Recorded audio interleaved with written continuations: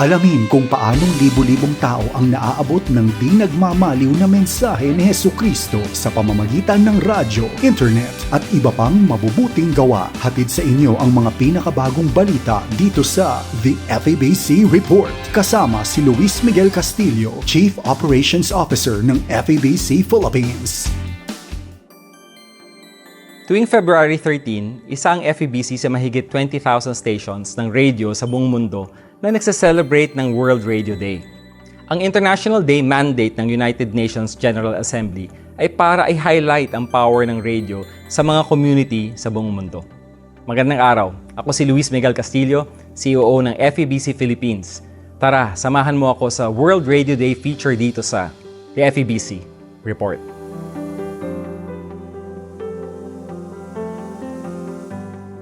Ngayong taon, ang theme ng World Radio Day ay Radio and Peace. Highlight ng United Nations Scientific and Cultural Organization o UNESCO ang role ng radio sa pag-aayos ng mga conflict at maging tulay sa reconciliation. Sabi ng UNESCO, ang mga programa at balita sa radio ang foundation sa pagpapanatili ng demokrasya at mabuting pamamahala.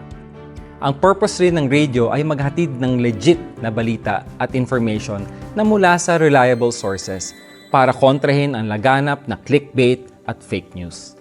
Sa mga panahong gaya ng mga labanan, recession at pandemic, hatid ng radio ang message of unity, peace and hope sa pamamagitan ng music and encouraging messages.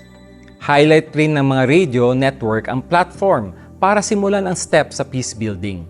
Magkakaiba man ang lahi, relihiyon, bansa at kultura. Ganito rin tayo sa Far East Broadcasting Company Philippines.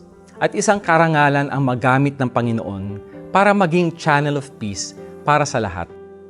Kaya naman sinisikap naming i-maximize ang privilege na ito na ihatid ang kapayapaan di lang sa mga salita, kundi pati sa gawa. Noong 2017, ginamit ng Panginoon ang 1197 DXFE, The Good News Radio, bilang liwanag sa madilim na panahon ng labanan sa Marawi. Naging instrumento ang istasyon sa Davao sa pangangailangang pagkain at tubig para sa mga sundalo at mga bakwit o evacuees. Nang matapos ang labanan, more than 50,000 residents ang nawalan ng tahanan at kabuhayan. Para makatulong, ang 1197 DXFE Davao Good News Radio ay nakalikom ng funds para sa 22 sewing machines na ibinigay sa mga kababaihang Muslim sa evacuation center noong 2018.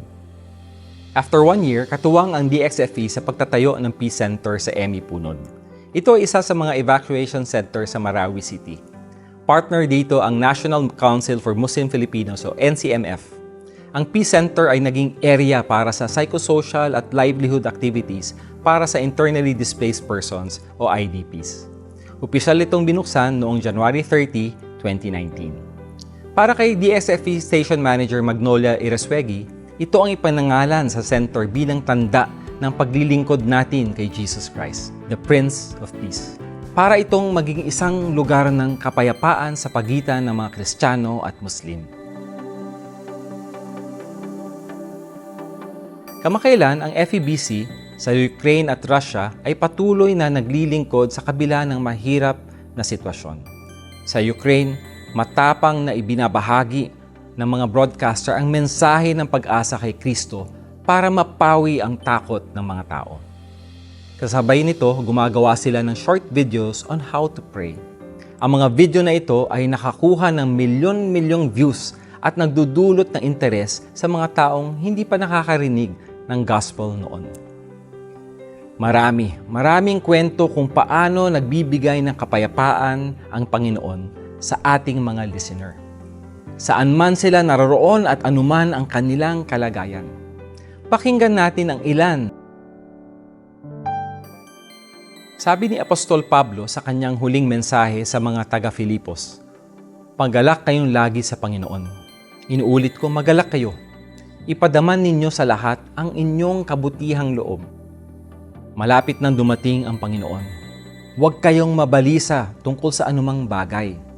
Sa halip, hingin ninyo sa Diyos ang lahat ng inyong kailangan sa pamamagitan ng panalangin may pasasalamat.